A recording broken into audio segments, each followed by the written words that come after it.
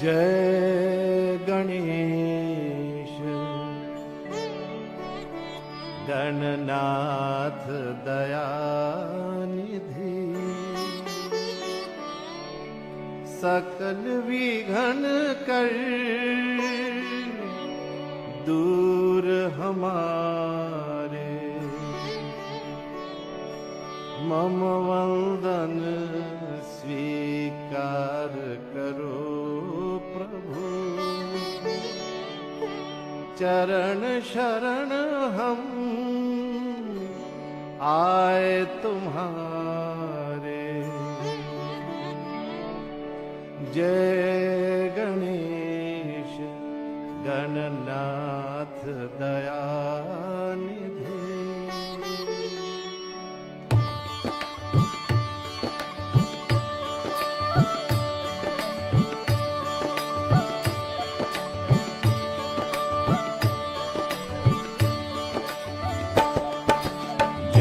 लाला जय गोपाला, जय नंद लाला जय जय श्री राधे गोविंदा। मन भजले हरि का प्यारा नाम है श्री राधे गोविंदा। मन भजले हरि का प्यारा नाम है, गोपाला हरि का प्यारा नाम है, नंद लाला हरि का प्यारा नाम है गोविंदा। मन भजले हरि का प्यारा नाम है श्री राधे गोविंदा। मन भजले हरि का प्यारा नाम है।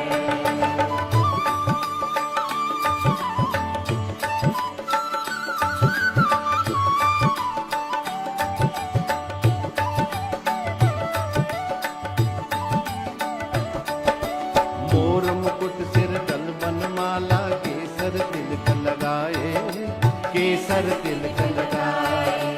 मोर मुकुट सिर दल बनमाला, केसर तिलक लगाए, केसर तिलक लगाए। वृंदावन की कुंज गलन में सबको नाच नचाए, ओह सबको नाच नचाए श्री राधे गोविंदा। मन भजले हरि का प्यारा नाम है श्री राधे गोविंदा। मन भजले हरि का प्यारा नाम है।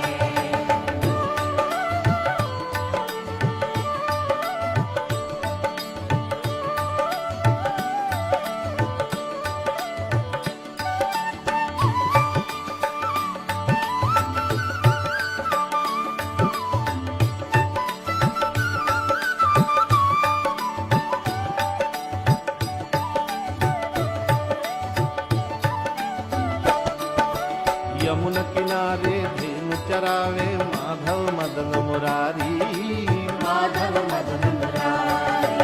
यमुन किनारे धेनु चरावे, माधव मदन मुरारी, माधव मदन मुरारी। मधुर मुरलिया जही बजावे, हर ले सुध बुध सारी, ओह हर ले सुध बुध सारी श्री राधे गोविंदा। मन भजले हरि का प्यारा नाम है श्री राधे गोविंदा। मन भजले हरि का प्यारा नाम है।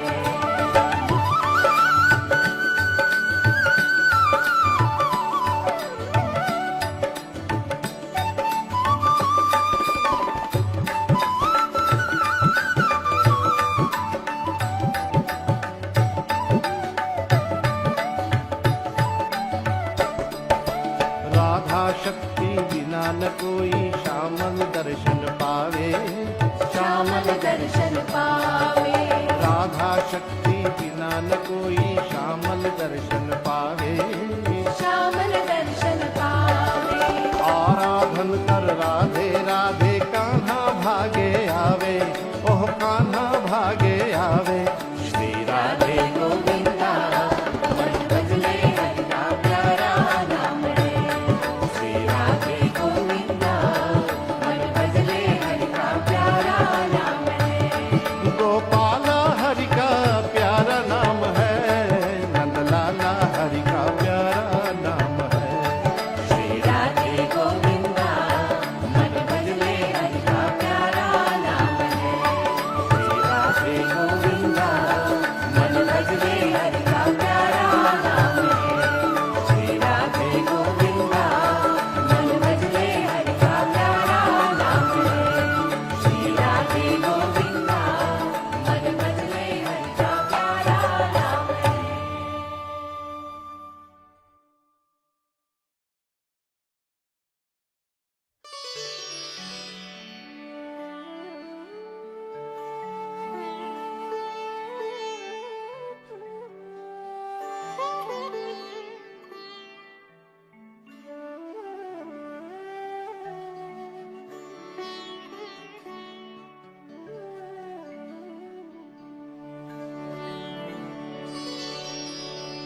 वसुदेवसुतं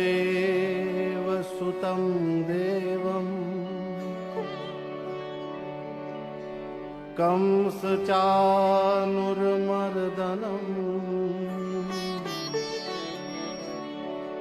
देवकी परमानन्दम् कृष्णं वन्दे जगद्गुरुम्।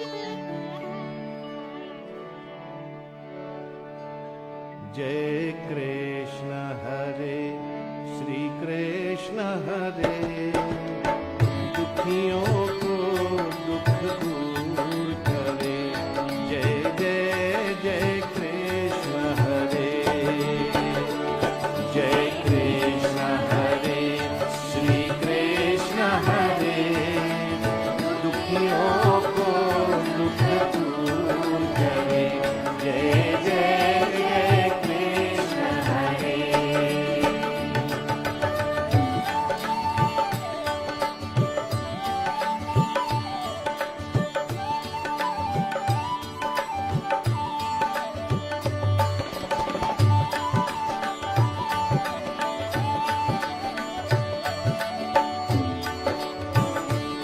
जब चारों तरफ अंधियारा हो, आशा का दूर किनारा हो।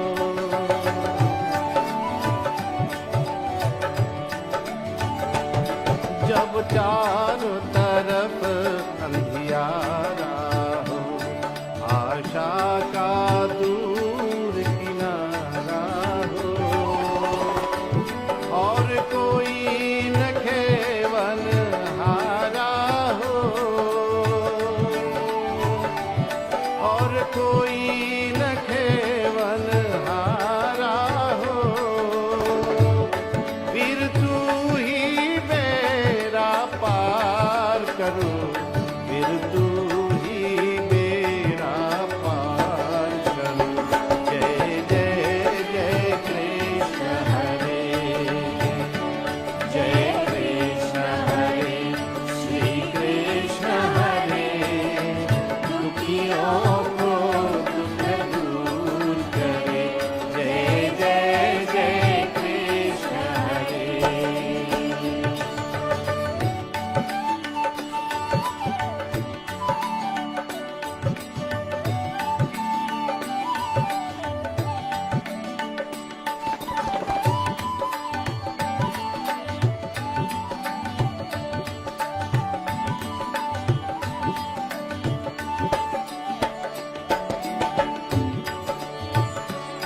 तू चाहे तो सब कुछ कर दे, विष को भी अमृत कर दे। तू चाहे तो सब कुछ कर दे, विष को भी अमृत कर दे। पूरन कर दे उनकी आशा, पूरन कर दे उनकी आशा। जो भी तेरा ध्यान धरे प्रभु, जो भी तेरा ध्यान धरे। जय जय जय कृष्ण हरे, जय कृष्ण हरे श्री कृष्ण हरे, दुखियों को दुख दूर करे। जय जय जय कृष्ण हरे, जय कृष्ण हरे श्री कृष्ण हरे, दुखियों को दुख दूर करे। जय जय जय कृष्ण हरे, जय कृष्ण हरे श्री कृष्ण हरे, दुखियों को दुख दूर करे। जय जय जय कृष्ण हरे।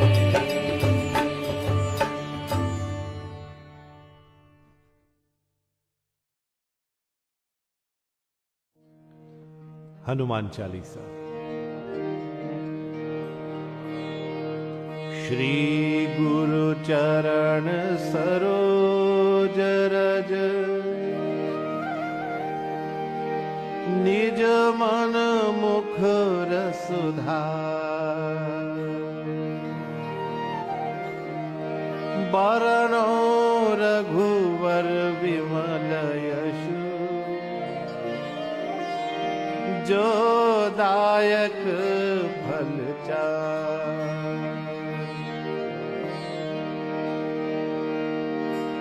बुद्धहीन तनु जानिके सुमिरो पवन कुमार बल बुद्धि विद्या देह मोहि हरहु क्लेश विकार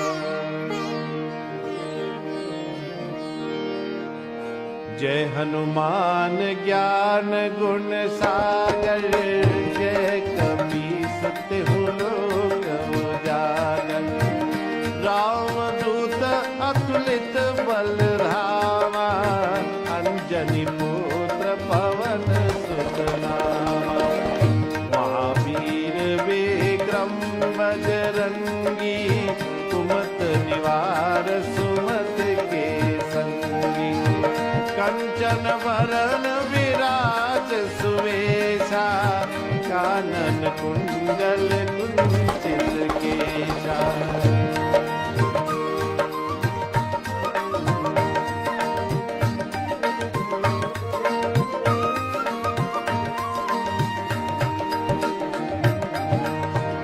हाथ वज्र और ध्वजा विराजे कान्हे मूज जनेऊ साजे शंकर सुवन केसरी नंदन तेज प्रताप महाजगवंदन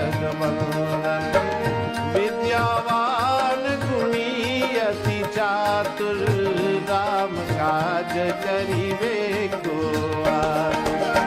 प्रभु चरित्र सुनिबे को रसिया राम लखन सीता मन बसिया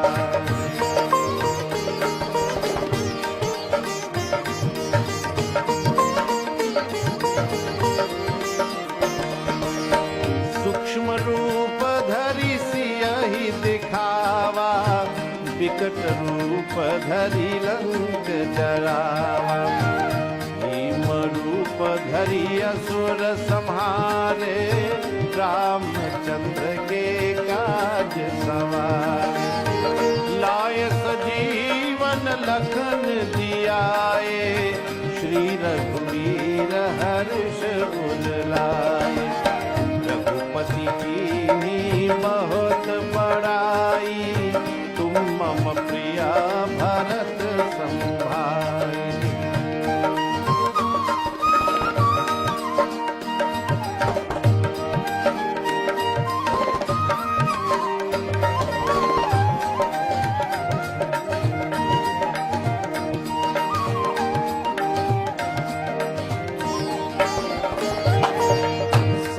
बदन तुम्हरो यश गावे अस कही श्रीपति कंठ लगावे सनकादिक ब्रह्मादि मुनीसा नारद सारद सहित अहीसा यम कुबेर दिगपाल जहाँ ते कभी को मिल गई सकय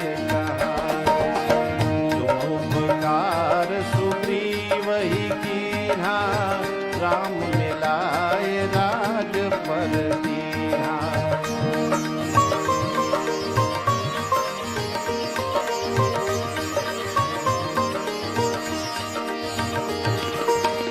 तुम्हारो मंत्र विभीषण माना लंकेश्वर भय सब जग जाना युग सहस्र योजन पर भानु लील्योताहि मधुर फल जानु प्रभु मुद्रिका मेरी मुख माही जल दिलांगे गए अजर जनाही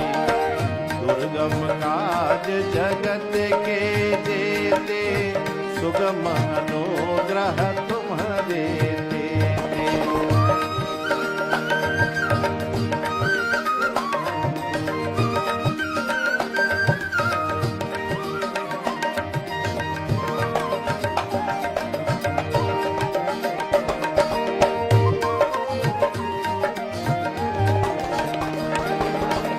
राम द्वारे तुम रखवारे, होत न आज्ञा बिन पैसारे। सब सुख लहै तुम्हारी सरना, तुम रक्षक काहू को डरना। आपन तेज सम्हारो आपे, तीनों लोक हांकते कांपे। भूत पिशाच निकट नहीं आवे, महावीर जब नाम सुनावे।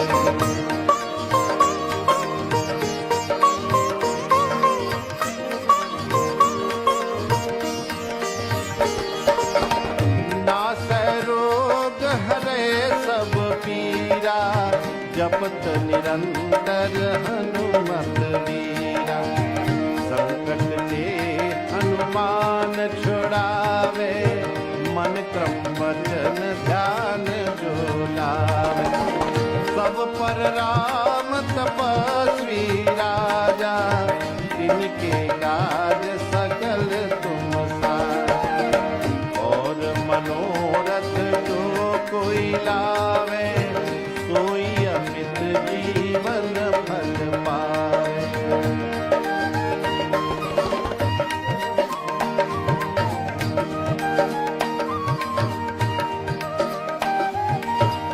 चारों युग प्रताप तुम्हारा, है प्रसिद्ध जगत उजियारा। साधु संत के तुम रखवारे, असुर निकंदन राम दुलारे। अष्ट सिद्धि नव निधि के दाता, असवर दीन जानकी माता। राम रसायन तुम्हारे पासा, सदा रहो रघुपति के दासा।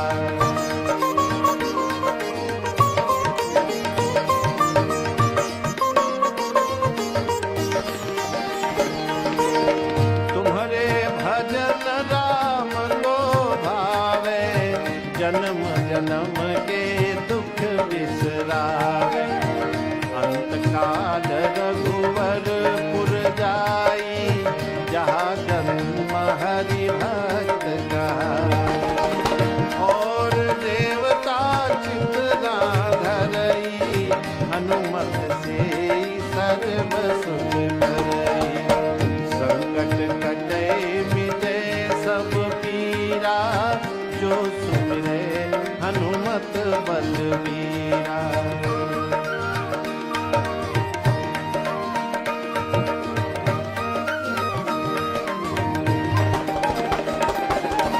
जय जय जय हनुमान गोसाई, कृपा करहु गुरुदेव की नाई। जो सत बार पाठ कर कोई, छूटहि बंदी महासुख होई। जो यह पढ़े हनुमान चालीसा, कोई सिद्धि साकी गौरीसा। तुलसीदास सदा हरि चेरा, कीजय नाथ हृदय महदेरा। कीजय नाथ हृदय महदेरा, कीजय नाथ हृदय महदेरा। पवन तनय संकट हरण, मंगल मूर्ति रूप। राम लखन सीता सहित, हृदय बसौ सुरभूप। सियावर रामचंद्र की जय। शरणम। प्रेम से बोलो महावीर स्वामी की जय।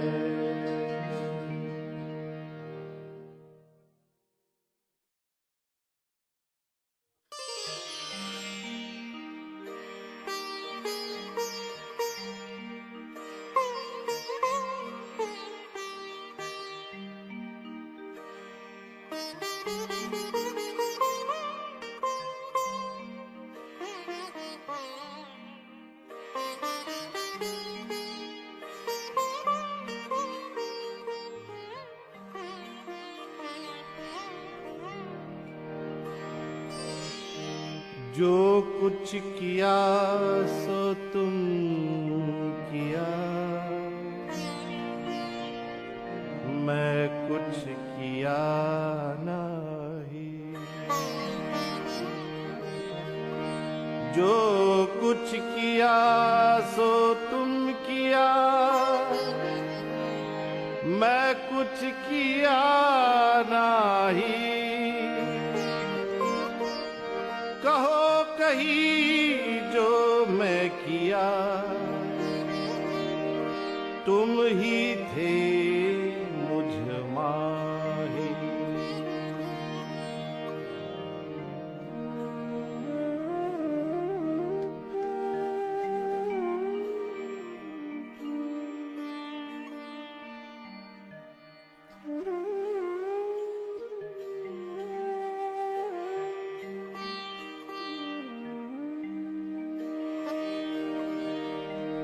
कैसे तेरा नाम धियाए, कैसे तुम्हारी लगन लगाए। कैसे तेरा नाम धियाए, कैसे तुम्हारी लगन लगाए। हृदय जगा दो ज्ञान तुम्हारी शरण पड़े। उद्धार करो भगवान तुम्हारी शरण पड़े। उद्धार करो भगवान तुम्हारी शरण पड़े। शरण पड़े, शरण पड़े, शरण पड़े, शरण पड़े। उद्धार करो भगवान तुम्हारी शरण पड़े। उद्धार करो भगवान तुम्हारी शरण पड़े।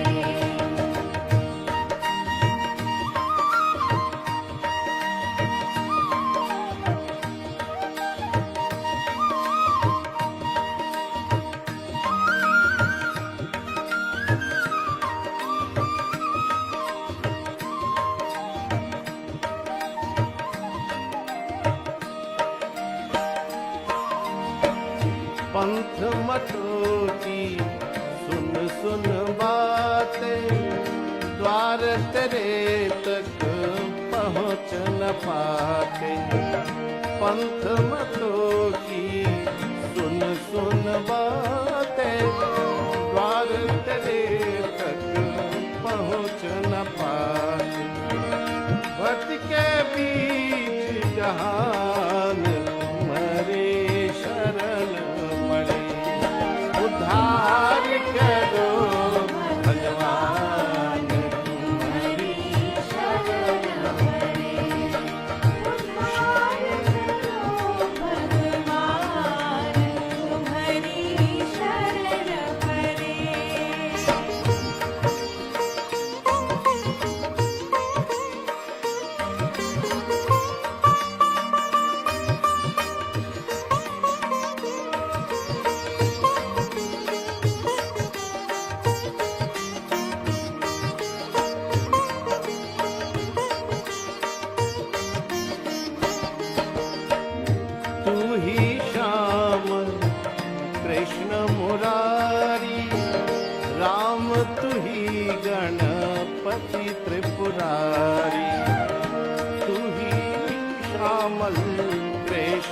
मुरारी, राम तुही गणपति त्रिपुरारी, तुम ही बने हनुमान, तुम्हारी शरण पड़े, उद्धार करो भगवान, तुम्हारी शरण पड़े, शरण पड़े, शरण पड़े, शरण पड़े, शरण पड़े, उद्धार करो भगवान, तुम्हारी शरण पड़े, भगवान तुम्हारी शरण पड़े।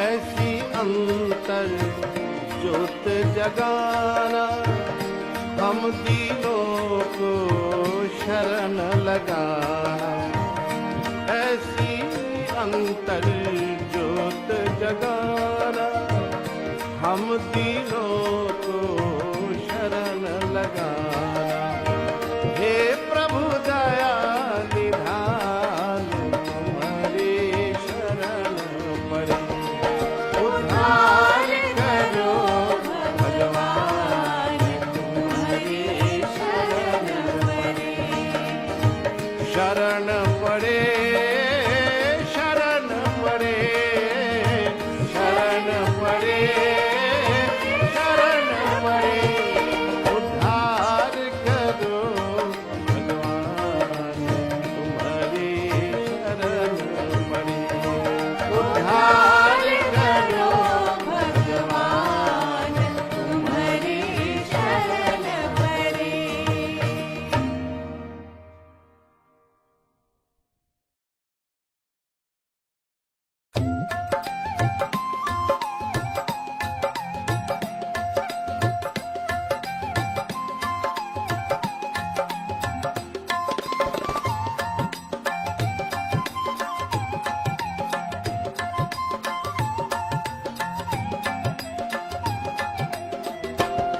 बनवारी रे, जीने का सहारा तेरा नाम रे, मुझे दुनिया वालों से क्या काम रे, बनवारी रे, जीने का सहारा तेरा नाम रे, मुझे दुनिया वालों से क्या।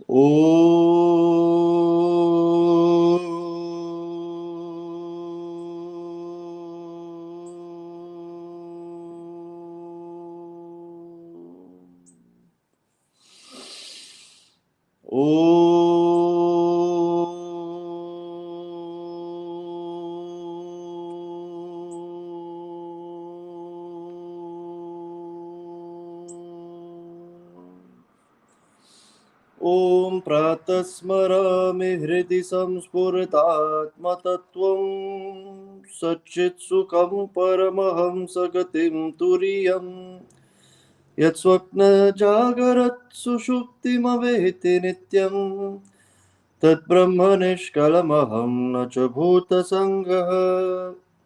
हरिः ओम श्री गुरुभ्यो नमः। हरिः ओम। Namaskar. Assalamu alaikum, Sitaram, good morning, good afternoon, good evening, wherever you are in the world, my dear brothers and sisters. This is your friend and brother Acharya Arun Gossai coming to you live once again from New York City on another segment of Avenues to Peace. A program, my dear brothers and sisters, where we analyze the various beings, the various methodologies, and various formulas for achieving the everlasting bliss that we're looking for, known as Paramatma, the higher self. A special thank you to my brother Roshanji, to his entire team at Abitunes Radio for making today's program possible on abitunes.com, Abitunes Radio Facebook Live, and Bhuvaneshwar Mandir Facebook Live as well. My dear brothers and sisters, it's a brand new day, a day where we should reflect on the many, I would say, blessings that we have in our lives. And if we, my dear friends, can carefully analyze this existence, which is simply an existence of a temporary nature, we would aim to do better in our lives. So, doing so, we must realize the fact that God is the goal of our life. From time immemorial, we've been hearing this word God. We've been hearing the terms Savior, salvation, and all of these terminologies that sometimes we hear and we respect, but we do not understand. What we have to start doing in our lives, my dear brothers and sisters, is realizing that the goals are many in the material world, but in the spiritual world, the goal is one: to know that Lord, to know that peace within, to gain salvation, moksha, liberation from this idea that you're this body and mind, and dwelling in a space, my dear brothers and sisters, that is deepest, that is pure, that is unagitated. While the body and mind may be tainted with all sorts of thoughts, with all sorts of physical things, it is the Paramatma, my dear brothers and sisters, that remains untainted, that remains ever blissful, ever peaceful, and ever happy. So in this way, the goals in our lives may be many, but the true goal remains one. While you may achieve all the things materially, the only thing that will count, my dear brothers and sisters, is spiritual knowledge. Because at the end of the day, we have to leave this world. But ask yourself the question, even though you have all that you have, are you enjoying peace? This is the question that I ask many times at Bhuvaneshwar Mandir. Through all of the things that you've accomplished in life, getting a job, getting married, having children, getting letters behind your name, doing all the things materially right, are we still, Firbi, are we enjoying the peace that we are looking for in this world? So this is the question that we have to ask, my dear brothers and sisters. And if we can ask it in a very, I would say, deep and introspective way, we will indeed not only achieve the goal, but we will be happier in the process. So today what I plan to do is put Bhaja Govindam on a hold for now and end the salute in the light of realizing why Adi Shankar Acharya ji would have given us that text in order to find our true self. It is very important to know what this self is. And in chapter 2, verse 25, the verse that we left off at in the Bhagavad Gita course, which has been helping so many people through anxiety and depression, the beautiful Lord says, Avyaktoyam achintyoyam avikaryo ayam achyute tasmadevam viditvainam nanushochitumarhasi. Krishna says to Arjuna, you should not grieve. Don't grieve, Arjuna. If you remember, the first chapter of the Bhagavad Gita dealt primarily with Arjuna's Vishada. Vishad means grief. His grief. Why was he grieving?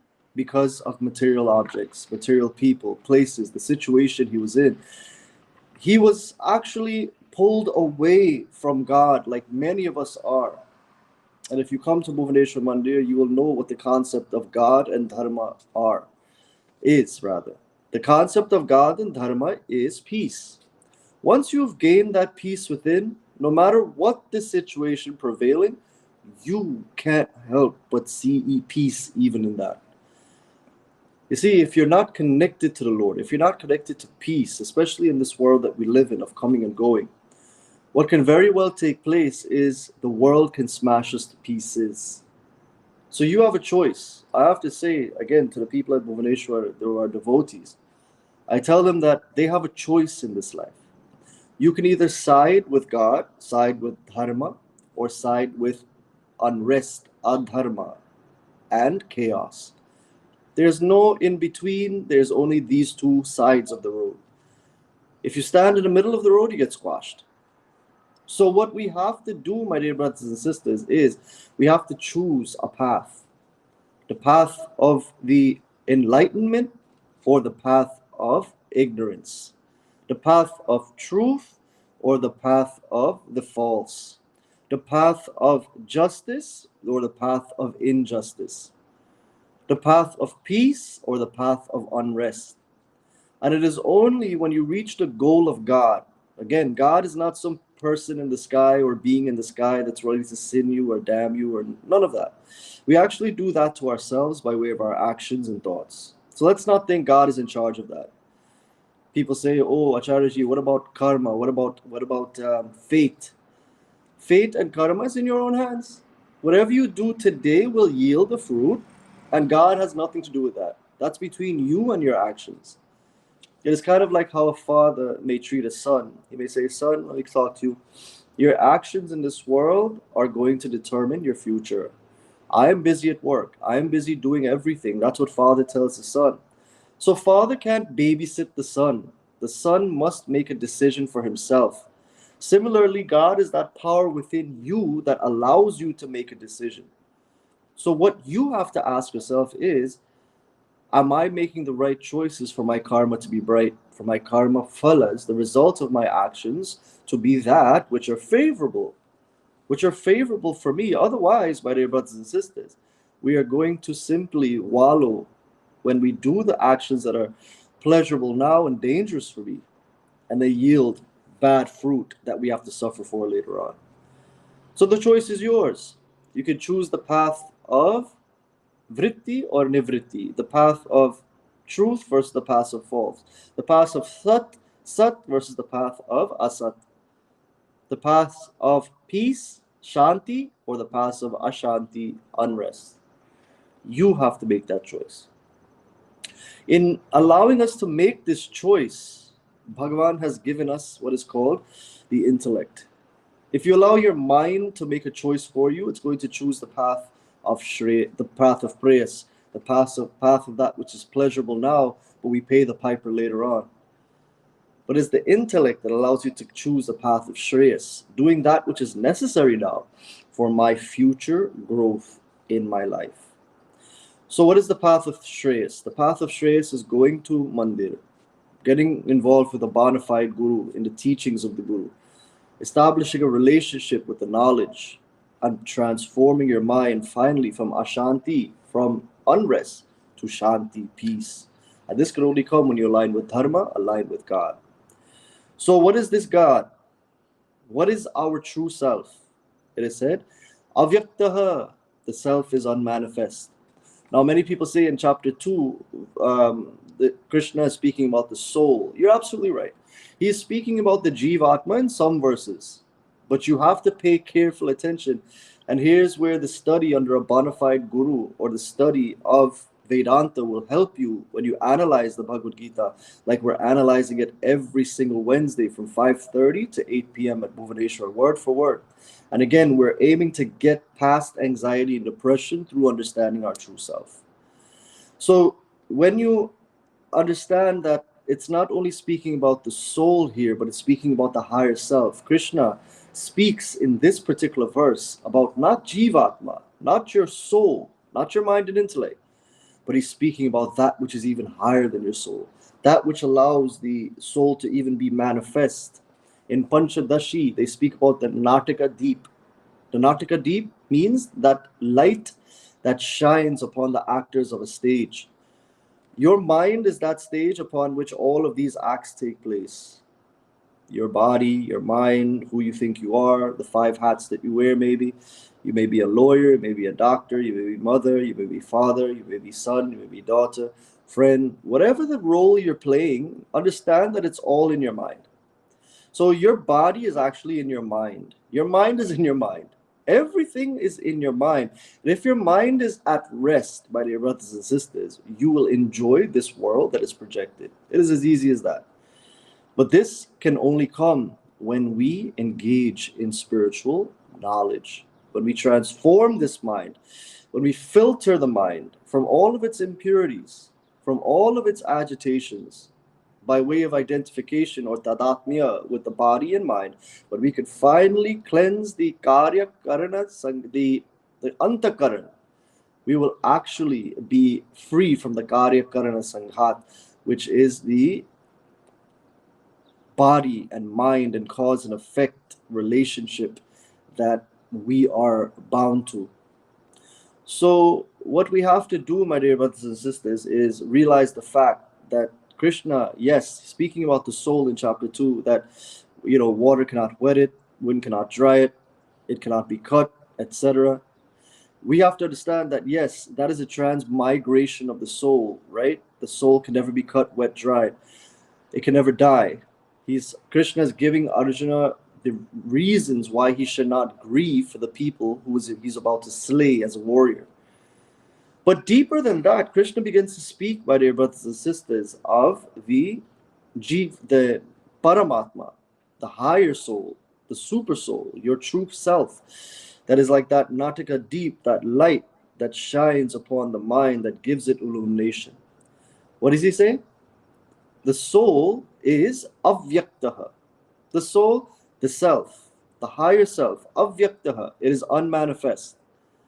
It is unmanifest, it is unseen. Then avyaktaha ayam achintyaha. Ayam achintyaha. Ayam, this soul or this higher self, referring to the super soul, is achintyaha. It is incomprehensible. Now here is where your Vedantic eye has to open, the third eye, the Jnana Chakshu, to see that this verse is actually speaking about your true self. While we think about ourselves to be, the body, which is 5 elements, earth, water, fire, air, and space, it is flesh and bone, and we think that to be us, 99.9% of the people in this world think that to be you, think that to be us. That is erroneous, because, my dear brothers and sisters, when we leave this world, this body is left behind. There's something else that lives on beyond this body. So through the logic of spirituality, you see, my dear brothers and sisters, that you cannot be this body. While it's beautiful, it is nicely packaged, the skin, the hair, eyes, whatever you have that you admire, it is not you. It is a bundle of flesh, blood, nerves that are nicely packaged in skin. That's all it is. So this can't be you. Now, going back to the verse that we're looking at, chapter 2, verse 25, sure, you may say, yes, okay, this verse is now talking about my soul. So beyond the body, if I'm not this body, I must be the soul. No. The soul, my dear brothers and sisters, is your mind and intellect. As a matter of fact, Tattva Bodha says there are 17 parts, yes. But primarily, it is the mind of thoughts and the intellect. The actual antakaran is made up of your mind, memory, which is thoughts, which is the intellect, which sifts through these thoughts and allows us to have what is called vivekaha, or the discriminating factor that tells us what is real from unreal, what is right from wrong, and allows us to make right decisions in this life. Going back to what I said in the beginning, that we all have choices.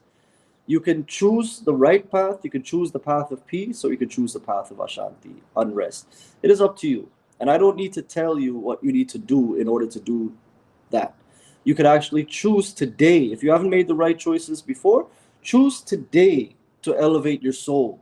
So you're not the body, you're not the soul even, the mind and intellect, which is the house of your thoughts, the house of your personality. I have to say, when someone says, I love that person, it's not the body that you love. It is the soul. It is the mind of that person, which is part of the soul. So, readers of the Bhagavad Gita, students of Bhagavad Gita would say, Avyaktaha, oh, he must be speaking about that soul that is unseen, because he says unmanifest. But the one, my dear brothers and sisters, the one word that allows us to know that he's speaking about something higher than the soul is achintyaha. The word achintyaha means something that is incomprehensible. Now you may say, Acharya ji, I think he's speaking about my soul.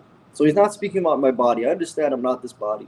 He must be speaking about my mind and intellect, because it's unmanifest. But here's the thing, is it achintyaha? Achintyaha means incomprehensible. Incomprehensible means I can't understand it. Of course you can understand your soul. Your mind is what your soul is. We've ascertained the fact that the soul has 17 parts. Yes, the 5 senses, the 5 faculties of senses, Jnanendriya, Karmendriya, the 5 organs of action. Then you have Pancha Prana, you have the 5 vital airs, including prana that allows you to breathe and circulate food, these 5 vital airs within you that do these actions.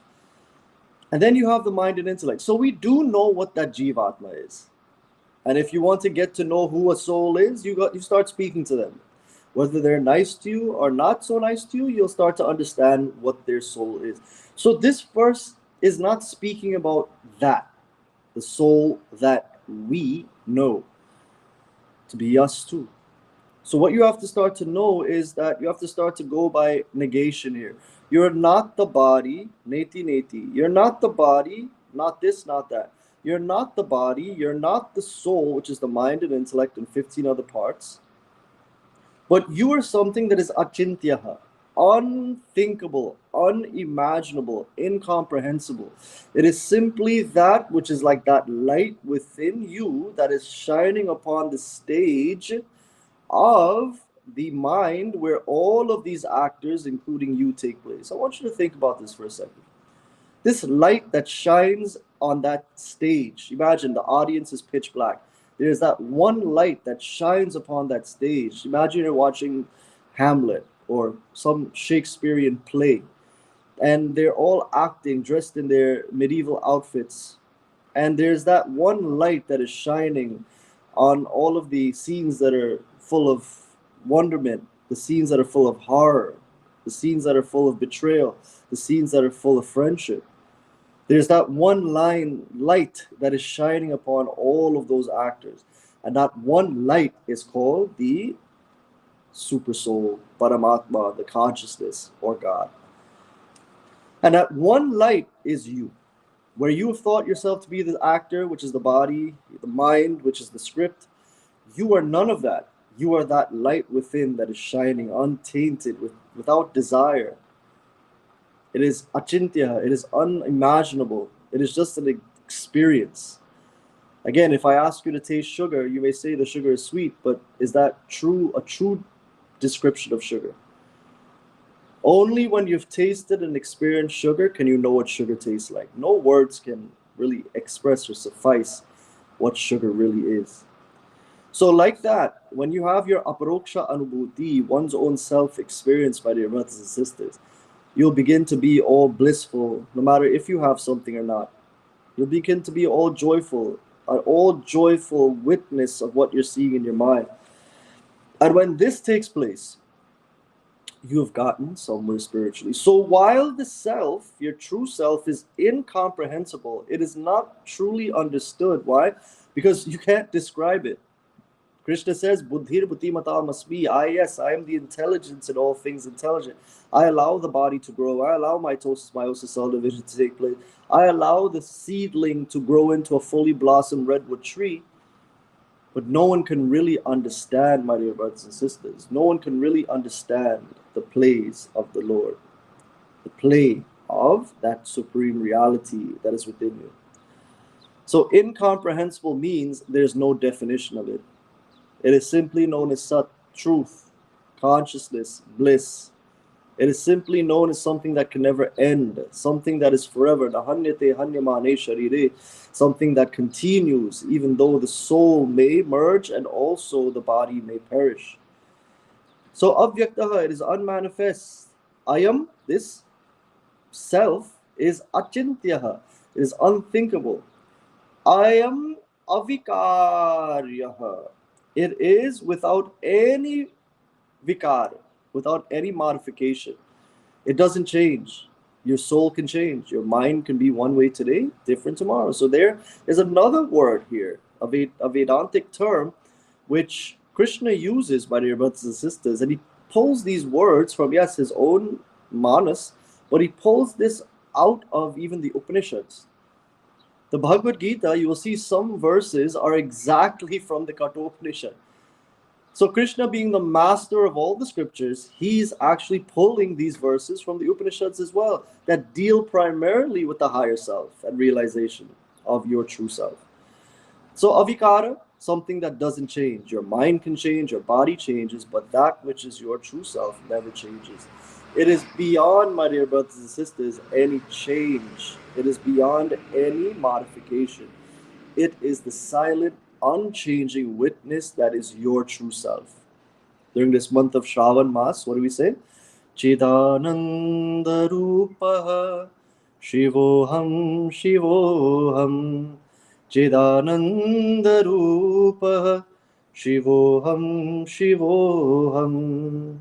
I am not this changing body. I am not these senses. I am not anything that I think to be material. But I am the unchanging, the immutable, the forever, Sat Chit Ananda Rupa. I am that consciousness, which is that light and Natika deep, that allows the play of the mind to be seen. I am the illuminator of this mind and existence. I am Sat Chit Ananda, Anand, forever blissful. Nothing in this world can take away my true happiness because I am the nature of happiness. Anandamaya Kosha is given Ananda by this true self. That by which we feel happiness is actually a taste and a glimpse of the true happiness that we are. So if you can know yourself to be that, my dear brothers and sisters, you will know yourself to be Shiva. Shiva, all auspicious and all blissful. So more about this we will see on Friday. God bless all of you, my dear brothers and sisters. My apologies for being absent for many days. I was actually away out of the country on assignment. So today I want to say that I'm pleased to be back. I will be in the United States for the near future, and we will have regular sessions of Avenues to Peace. Please join us tonight at Bhuvaneshwar Mandir, live Wednesday, 5:30 to 8 p.m. We'll be at the Mandir learning word for word Bhagavad Gita. And the Gita, again, is a text that will free you from anxiety and depression. And for those of you who've been attending, about 80 people every week, and they've said the same thing, that the words of Krishna and the Vedantic twist in what we do, my dear brothers and sisters, in analyzing the Gita, has helped them achieve freedom from all sorts of anxieties and depressions of the mind.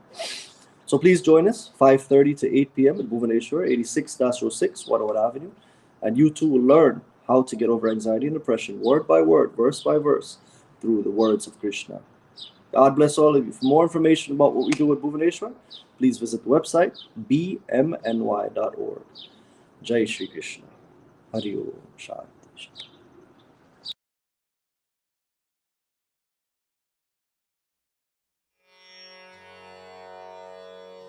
Jai Shri Ram. It is my delight once again to bring you the message of the love of our Lord through the medium of bhajans. Our soul-stirring songs undoubtedly have had positive impact in the purification of our thoughts. It is our hope that Vidya bhajans will further aid in the creation and preservation of a rich mind, so necessary for God's realization. Sita ji joins me in saying Sitaram. The Gayatri mantra is often described as the mother of all mantras. It reminds us of our relationship with the Lord and reasons for us to thank Him. Thank you, Lord, for the gift of this human body. You support us daily. We bow to your lotus feet, and in return you remove our distress and pains. We humbly make petitions to you. Give us your mercy and grace. O Lord, so influence our intellect that we will forever walk this path of righteousness.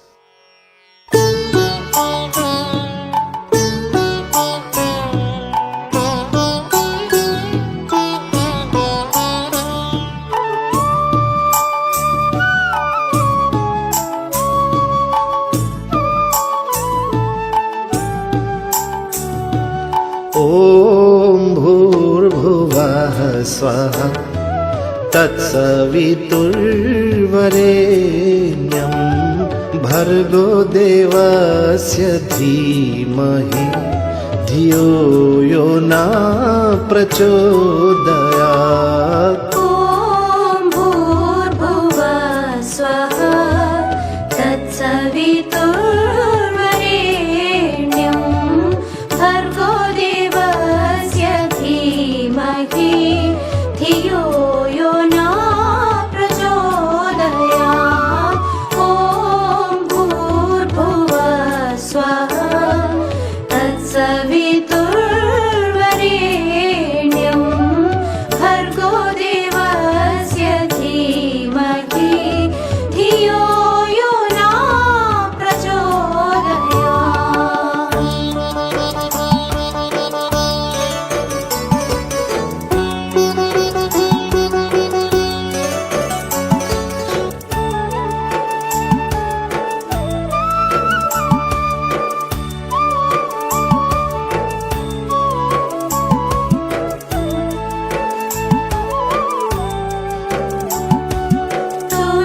तूने हमें पैदा किया, पालन कर रहा है तू, तेरा ही दर्द ध्यान हम, दुखियों के कष्ट हरता तू। तेरा महान तेज है छाया हुआ सभी स्थान में, सृष्टि की वस्तु वस्तु में तू हो रहा विद्यमान है। तेरा ही दर्द ध्यान हम, मांगते तेरी दया, ईश्वर हमारी बुद्धि को श्रेष्ठ मार्ग पर चला। ॐ भूर्भुवः स्वः तत्सवितुर्वरेण्यं भर्गो देवस्य धीमहि धियो यो न प्रचोदयात्।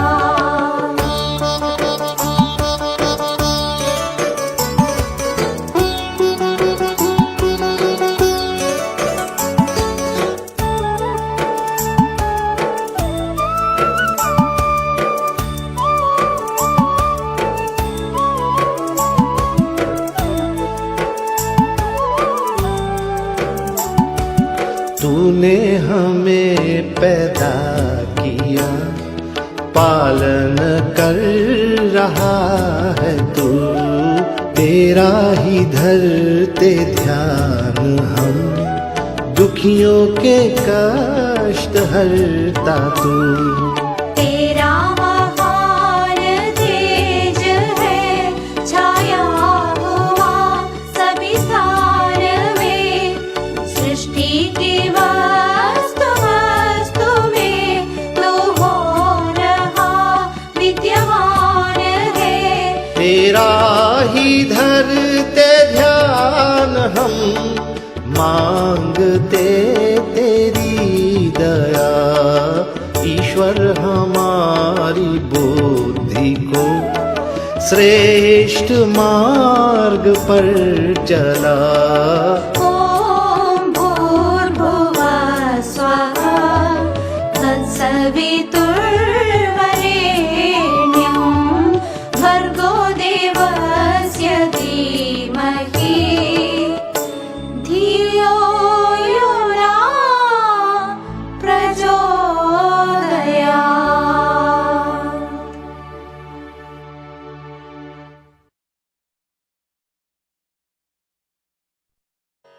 जय जय जय श्री राघव राम, जय जय जय Shri Madhav Shyam. Victory to Shri Ram, victory to Shri Krishna. Sing the praises of Ram of Awadh and Krishna of Mathura.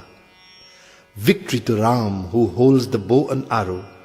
Victory to Krishna who plays the bansuri. Victory to Shri Ram who removes all sufferings. Victory to Krishna, the light of love. Victory to the son of Dashratha. victory to the favorite of Nanda.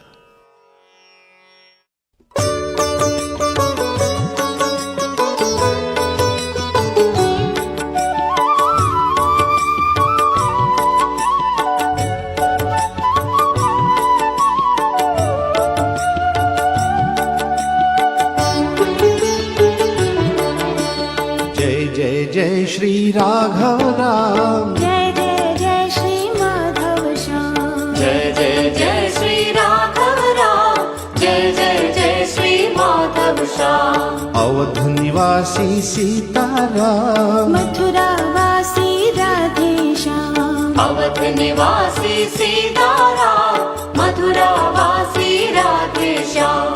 जय जय जय श्री राघव राम, जय जय जय श्री माधव श्याम।